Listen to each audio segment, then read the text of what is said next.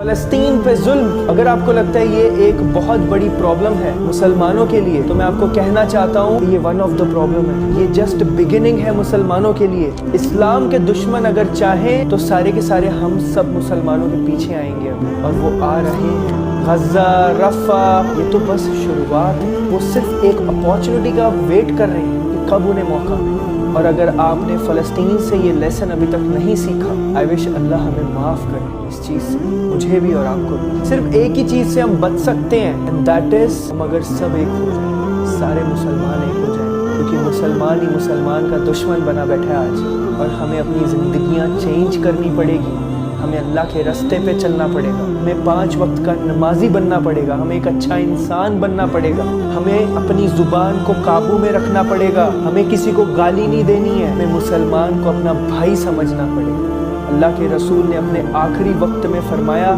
کہ ایک مسلمان مسلمان کا بھائی ہے، اور دنیا کا ہر مسلمان میرا بھائی ہے۔